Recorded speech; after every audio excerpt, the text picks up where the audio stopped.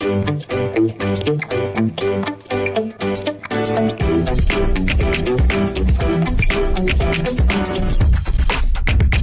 et bienvenue dans l'antre de la fée de l'amour. Aujourd'hui, je vais te raconter une histoire un peu particulière, une histoire romantique, une histoire féerique, un conte en fait, en quelque sorte. On y va? Alors, cette histoire commence par « Il était une fois ». Ou une fois, elle n'était pas, mais il était une fois une recette, et oui, une recette, pourquoi pas après tout, qui datait d'il y a fort longtemps. Non, pas fort lointain, quoique, mais bref, il y a fort longtemps. Et cette recette avait été créée d'une main de fée pour pouvoir tomber amoureux, amoureuse de soi. Ouais, rien que ça.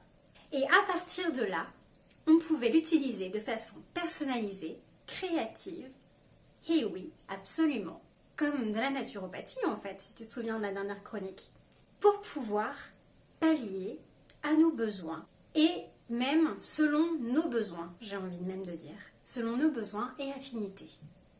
On y va? Je te raconte la recette. La première chose à connaître, c'est qu'il faut prendre du temps pour soi. Prendre du temps pour soi. C'est tellement important. C'est vraiment important. Ça peut être 5 minutes par jour. Juste 5 petites minutes, voire 1 minute par-ci, 1 minute par-là, pourquoi pas, selon nos envies, selon nos besoins. Mais c'est tellement important. Tu vas me dire, mais oui, mais moi, je suis une maman, je cours partout, ou j'ai jamais le temps, je suis une working girl, Wonder Woman, etc.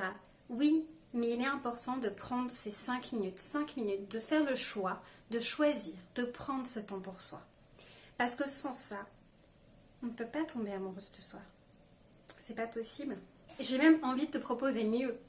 Prendre un rendez-vous avec soi une fois par semaine ou une fois toutes les 2 semaines. Ça peut être un matin, une après-midi ou bien même une soirée. Un moment rien que pour soi, en tête à tête avec toi, entre toi et toi. Et tu verras le bien que ça fait. Essaye au moins pour voir. Et vois ce que ça donne. La deuxième clé est le fait de prendre soin de son corps physique.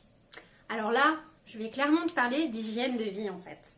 C'est-à-dire prendre soin de son alimentation, faire de l'exercice. Bien entendu, ça peut être dans le fait de prendre du temps pour soi.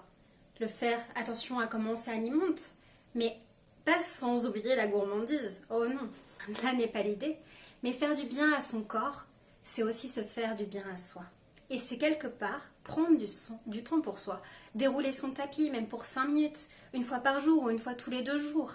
Prendre ce temps, prendre cette énergie, prendre soin de son corps, se mettre de la crème, prendre un bain. C'est tellement important de le faire. La troisième clé, tu vas me dire tout est relié, mais c'est vraiment ça. La troisième clé, c'est de se faire plaisir. La notion de plaisir est extrêmement importante dans le fait de tomber amoureuse de soi.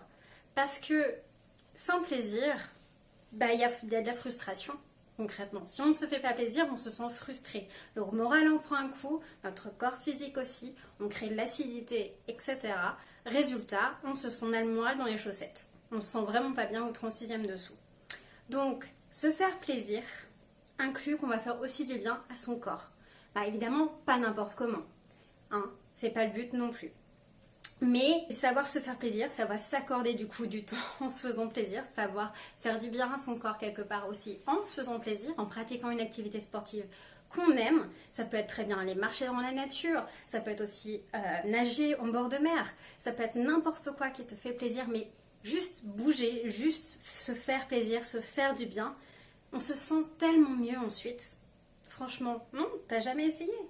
Moi je t'assure que vraiment, on se sent mieux.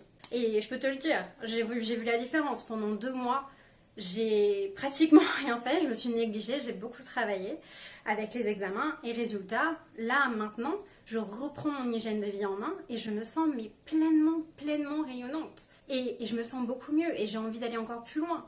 Donc, c'est que toi aussi, tu peux le faire. Si moi j'ai réussi, tu peux le faire. Ça, c'est clair. La quatrième et dernière clé, mais pas des moindres, c'est se dire « je t'aime ». Oui, cette clé-là, c'est du lourd. C'est du costaud, c'est le trésor le plus précieux de ma panoplie. C'est l'ingrédient le plus costaud, j'ai même envie de dire. Peut-être que tu ne te l'as jamais dit. À vrai dire, ça peut arriver.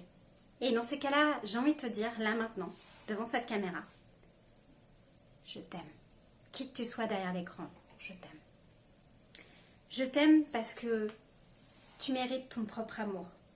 Tu mérites l'amour, tout court d'ailleurs. Tu mérites le tien. Tu mérites d'être aimé par toi. Tu mérites la plus belle des relations amicales et amoureuses au monde, la tienne. Avec toi. Je dis pas que ce sera facile tous les jours. Oh non. C'est comme toutes les relations en fait. Bah oui, ça demande du temps, de la patience, de l'investissement personnel.